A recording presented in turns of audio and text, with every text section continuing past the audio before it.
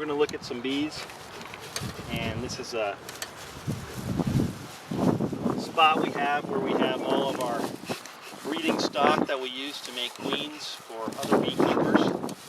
And the smoke that I'm making here is from pine needles. It's my personal preference. This is a artificially set up colony. It's very small. And the reason we have it small is so that we can get breeding material out of it very quickly and efficiently.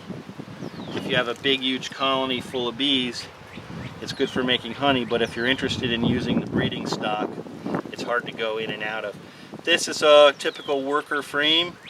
This is what's called the pattern of the queen, and you can see that for the most part she's laying a very solid contiguous pattern. There's not a lot of misses. This is up here is younger. The eggs were laid later, and so they're not sealed over yet, and they're not pupating. That looks good. I see a little sign of something in here, which it's not a big deal, but I wouldn't be a good beekeeper if I didn't notice this. It looks like possibly some disease larva.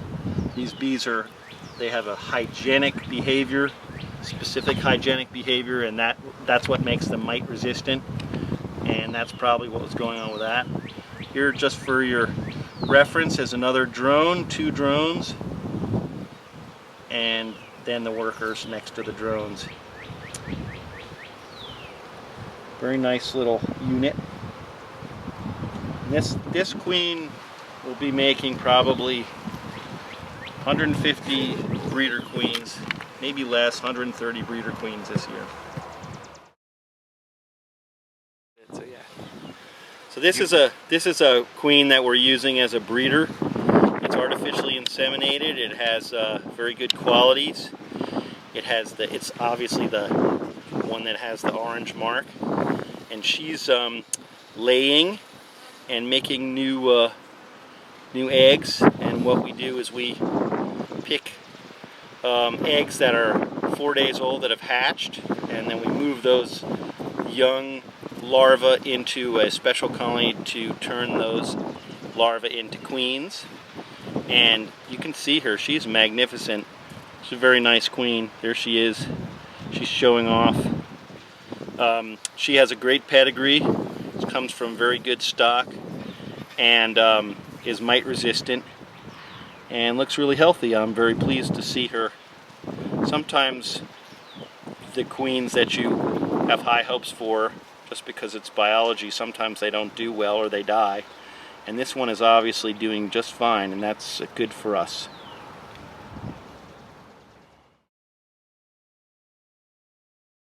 All the bees that you see here are worker bees, but the drones come along a little bit. It's still a little early for them, and they fly out and mate with the queen, virgin queen. Here's this one. This is another great breeder queen from a completely different pedigree. This has got some origins from some of the best commercial beekeepers in the country, and I'm very, very excited to see how her offspring is going to be. I'm going to show you another view of drones. So this is a comb that is mostly young drones. They're in here. They have a different shape than these workers, and they're pupating now. They'll be coming out in another 7 or 8 days. Here, by the way, just so you can see, that's a drone. It just pooped on my finger, which is okay. I'm a beekeeper. But see, the drone has very large compound eyes and very, very good sensory, very good antennae. It's really good for seeing and looking for the virgin queen. You can see how big it is compared to the workers. So that's we're allowing. Here's another drone on this side. We're allowing this colony to produce both. Oh, it flew. How about that? We're allowing this colony to produce both drones and workers, so that we can use the eggs and the semen in crosses. bees are happy and doing well, they start to fill in, fix the comb, repair it. So you can see that that's all new wax that's going to fill the hole. Pretty awesome.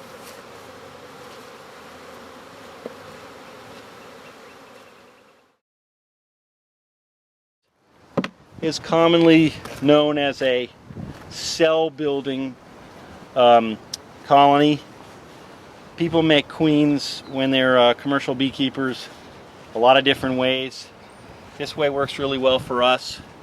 It allows us to have a steady production of quality virgins throughout the season, and since this is the beginning of the season, we only have one. Later on we'll have 4 of these probably going at the same time. But the common denominator with any kind of cell making colony is the colony has to be really strong and have a lot of bees. So we're going to show you what it looks like inside.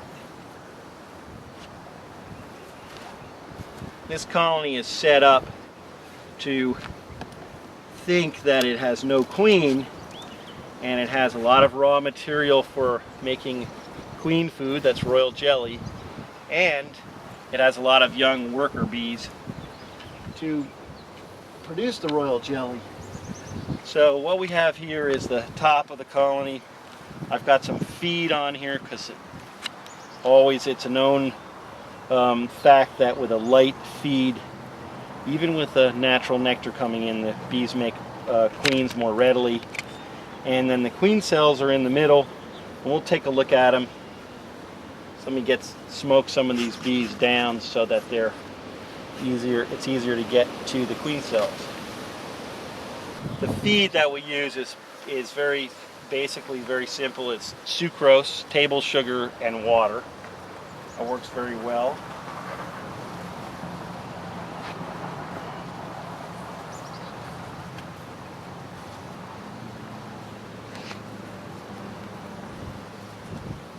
See it dripping out.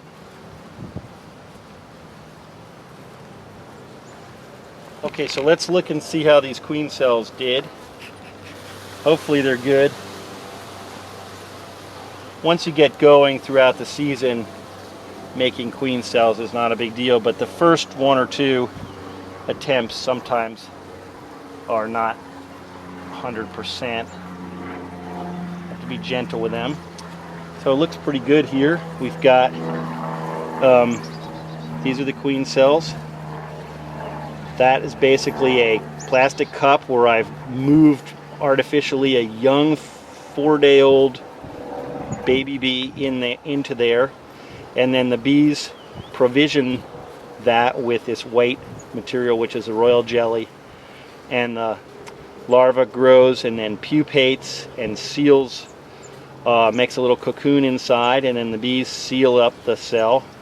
And in another 8 days, these will be ready, and then a virgin queen will come out. And you can see that they're color-coded. Each color is from a different breeder. So it looks like we grafted and made queen cells from, well, we got here 1, 2, 3 different breeders. And the cells on this bar, this lower one with a green, are a day older than these. So these are going to hatch out a little bit later. That's why we have this mark, this green mark. This one also looks like it's a day older. But they look okay. I'd like to see them a little tiny bit fuller, but the important thing is that there's plenty of royal jelly in there, which is what you want. This one is a dud. It didn't go. We'll take that out. And that's some queen cells. It's called a bank colony. And it consists of young nurse bees and food and no queen in the colony itself. Pretty much like a queen motel. So each one of these cages has a queen in it, and it's a very good way to store them until you need them. Otherwise the queens wouldn't last very long. It's not the best thing in the world for the queens, but it works. You can see these bees are very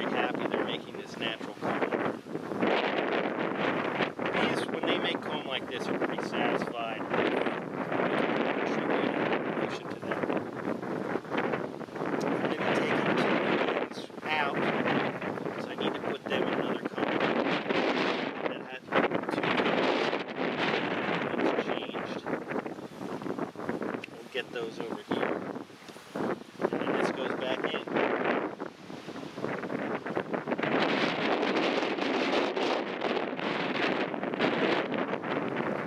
The way this cage is set up, there's the queen here, and there's some candy at this end, basically a sugar candy, and the queen can eat that, and sometimes you will actually put bees in with the queen. When we ship queens through the mail to customers, we will put 7 worker bees in with this queen. This specific queen is new to this colony.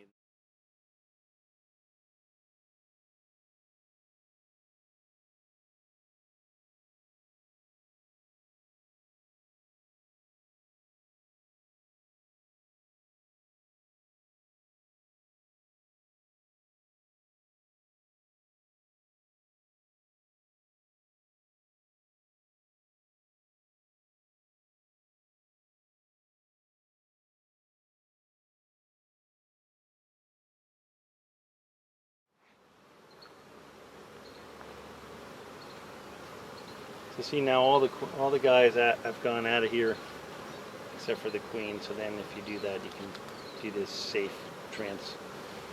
switch method where you just let her go into the new cage.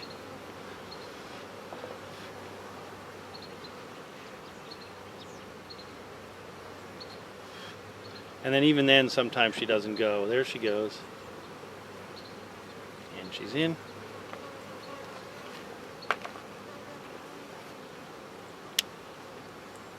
It's her new digs. Queen digs. And look at the difference.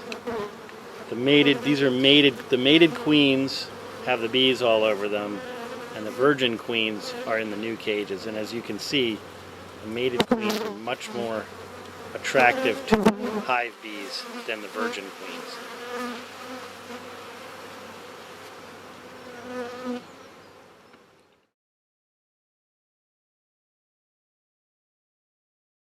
The queens in the cages on this side have the queens are mated, and they're producing all the pheromones that a mated queen, who's the mother of the colony, would produce. And the bees are attracted to them very highly. These are the queens that are not inseminated, the virgin queens that we will inseminate in 7 days, and it's quite a difference. Just showing you that for an illustration. And this queen in this cage is pretty popular. I think you'd agree.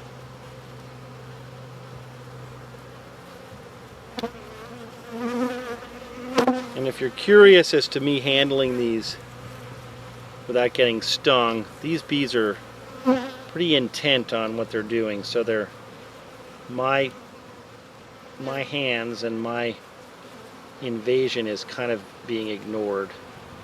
I might get stung in a little bit, but hopefully, since today's a sunny day and the bees are very busy with collecting nectar and stuff, they're not really paying attention to being or trying to be defensive. But if you see me jump, that means I got stung.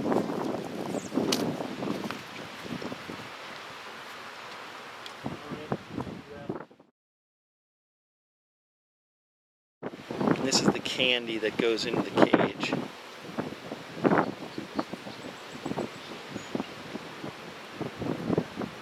So for the queen to come out, the bees have to eat through all this candy to let her out, and it's a time release. Special candy made with invert sugar and powdered sugar, and it doesn't taste very good.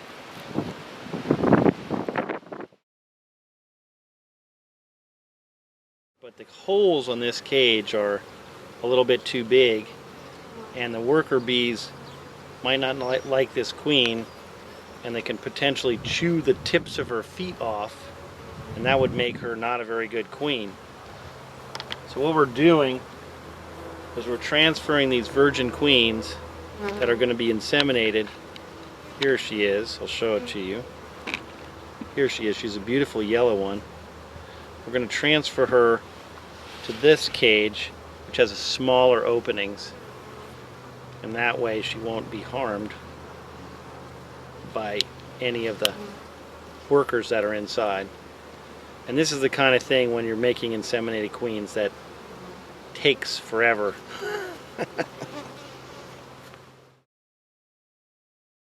Alright, so here's the queen. She's going to go in. In she goes. And now we're going to get some workers. Workers you put in like this. And you don't get stung too often.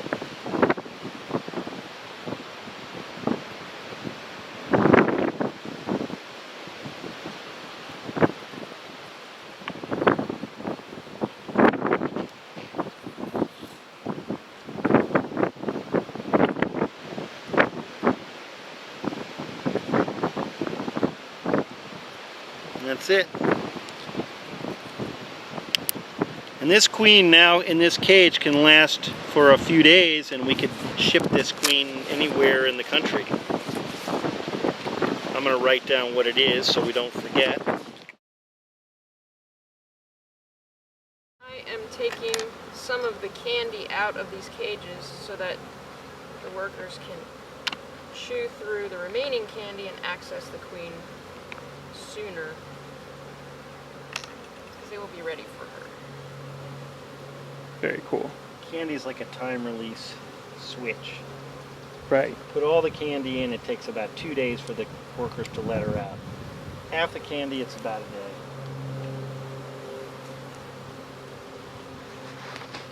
And since these queens are going into these little baby colonies that are all completely disorganized, they should be accepted by those bees very quickly and readily. Okay, so yeah, I'm just putting screens in the entrances of these. These are going to have bees in them in a minute. And this will keep the bees inside while we move them. Keep them from coming out.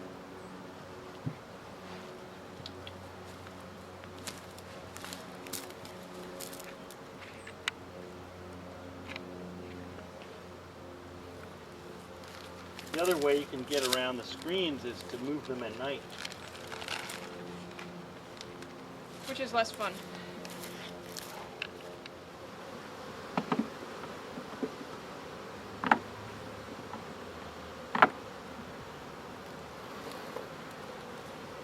Here's a nectron one. That could just go as empty. So this doesn't really count. No.